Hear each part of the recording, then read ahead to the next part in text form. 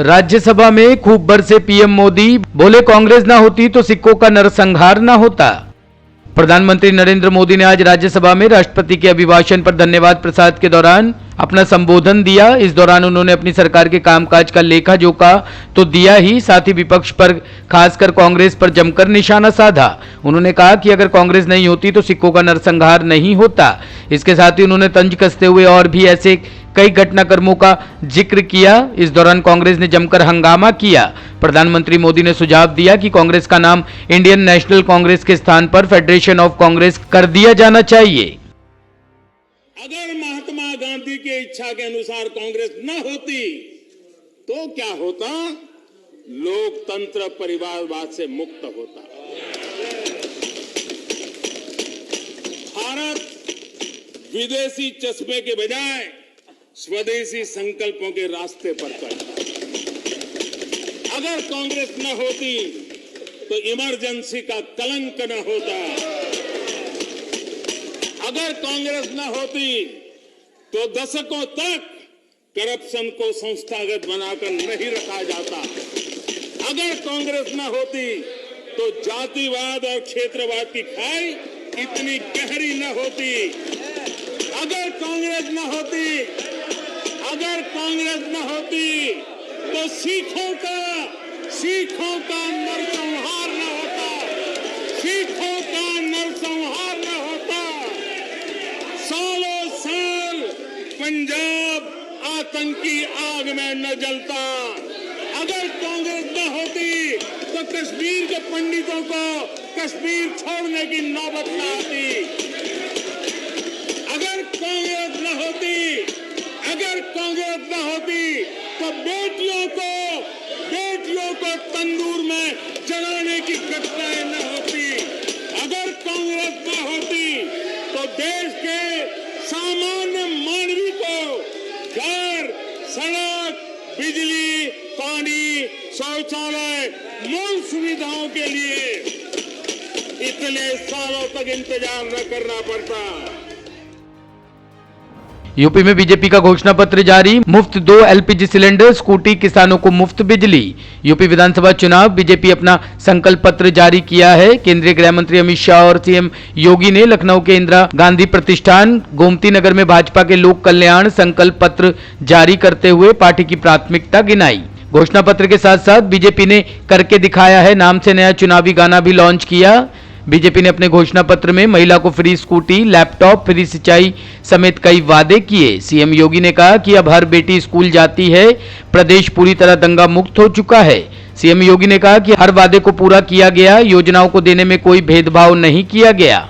5 वर्ष पहले भी बीजेपी ने संकल्प पत्र इसी सभा कक्ष में रखा था। पीएम मोदी के नेतृत्व में जो कहा था करके दिखाया, जो कहेंगे करके दिखाएंगे। ममता बोली, यूपी के सीएम उन परिवारों से माफी मांगे जिनको लाशें गंगा में बहाने को मजबूर किया। अखिलेश यादव ने बंगाल की सीएम ममता बनर्जी के साथ ज्वाइंट प्रेस कॉन्फ्रेंस की। ममता ने भाजपा पर तंज कसते हुए कहा, जब कोविड में लोग मर रहे थे तब यूपी में योगी जी आप कहां थे? आप उन लोगों के परिवारों से माफी मांगे जिन लोगों की लाशें आपने गंगा में बहाने को मजबूर किया। आप जनता से माफी मांगो। ममता ने कहा कि मोदी कहते हैं कि हमने यूपी को पैसा दिया। मोदी जी, क्या आपने अपनी पॉकेट से पैसा दिया? ये सभी पैसा राज्यों से मिलता है, ये जनता का रुपया है। ममता ने कहा कि यूपी में सरेआम गुंडागर्दी चल रही है, बहुत शर्म की बात है। मेरे किसान आंदोलन कर रहे थे और भाजपा मिनिस्टर के बेटे ने किसानों के ऊपर गाड़ी चढ़ाकर उनको कुचल दिया। उन्होंने कहा कि भाजपा से मेरी विचारधारा की लड़ाई है। पहले तो माफी मांगो, उसका बाद वोट मांगो। हाथरस में क्या हुआ था इतिहास कभी नहीं क्षमा करेंगे। पहले माफी मांगो। उन्नाव में क्या हुआ था माफी मांगो। एनआरसी लेके कितना लोग मरा था माफी मांगो। पवित्र धरती मेरे को गंगा माई है, जो गंगा माई को हम लोग पूजा करते हैं। मेरे को पता चला जब मालदा में, मेरे बंगाल में, उत्तर प्रदेश को डेड बॉडी मिला, लाश मिला। कोविड के बाद सब लाश गंगा मां को फेंक दिया, नंबर नहीं लगेगा। मैंने वो लाश उठाया और उसको उठा के शांति से उसको, जिसको समाधि है, जिसको श्रद्धांजलि है, जिसको क्रिमेशन है, जो भी धर्म का माफिक करना है, मैंने सब कर दिया। लेकिन तब कहाँ थे आप लोग? जब कबीर में लोग मरते थे, तब जोगी जी आप कहां में थे? अब बंगाल में ममता बनर्जी को हराने गया था, कोविड को हराने नहीं आया यूपी में। आप वो बात को भी आप मत भूलो। माफी मांगो। कितना आदमी को आप गंगा में भसा दिया, सुला दिया, उसको परिवार को देखने का मौका भी नहीं दिया। आज वो लोगों को अत्ता खड़ा है, वो लोग पूछ रहा है क्या जोगी जी वोट चाहिए न, हमारा आत्मा का दुख जो हुआ है उसको आप पहले निभाओ। हमको आग जल रहा है, आप पानी में भी आग जला दिया। कर्नाटक हिजाब के विवाद के बीच छात्रों ने तिरंगे की जगह भगवा झंडा लहराया, धारा 144 लागू। कर्नाटक में हिजाब बैन को लेकर उठे विवाद के बीच अब एक वीडियो सामने आया है जिसमें शिमोगा के एक कॉलेज में एक लड़के को पुल पर चढ़ते और भगवा झंडा फहराते हुए दिखाया गया है। छात्र ने कथित तौर पर राष्ट्रीय ध्वज को हटाकर भगवा झंडा लगा दिया। वीडियो में देखा जा सकता है कि एक छात्र ऊपर भगवा झंडा लगा रहा है तो बाकी छात्र नीचे जयकार करते दिख रहे हैं। वहां जमा हुए अधिकांश छात्र भगवा झंडे या स्टॉल लहरा रहे थे। आज सुबह पथराव की घटना के बाद धारा 144 लागू कर दी गई है।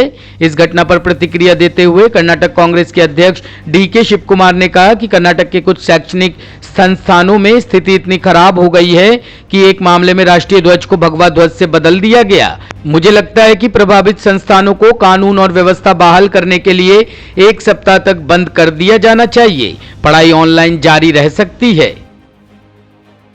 महाभारत में भीम का किरदार निभाने वाले प्रवीण कुमार का निधन, आर्थिक तंगी से थे परेशान। बीआर चोपड़ा के पौराणिक शो महाभारत में भीम की भूमिका निभाने वाले अभिनेता प्रवीण कुमार सोपती ने 74 वर्ष की आयु में आखिरी सांस ली है। जानकारी के मुताबिक अभिनेता लंबे समय से बीमारी और आर्थिक तंगी से जूझ रहे थे। प्रवीण कुमार सोपती ने न केवल अभिनय की दुनिया में बल्कि खेल की दुनिया में भी खूब नाम कमाया था। अपनी कदकाठी की वजह से प्रवीण कुमार सोपती लोगों के बीच काफी प्रसिद्ध थे। एक अभिनेता होने के अलावा वह एक एथलीट भी थे। हैमर और डिस्क थ्रो में उन्होंने कई पदक जीते थे। बीएसएफ में डिप्टी कमांडेंट रह चुके प्रवीण ने एशियाई और राष्ट्रमंडल खेलों में भारत का प्रतिनिधित्व भी किया है। हांगकांग में आयोजित एशियाई खेल में उन्होंने भारत के लिए स्वर्ण पदक जीता था। उन्होंने 1960 और 70 के दशक के दौरान एथलेटिक्स में जबरदस्त लोकप्रियता भी हासिल की थी। ब्यूरो रिपोर्ट, टीम तफ्तीश न्यूज।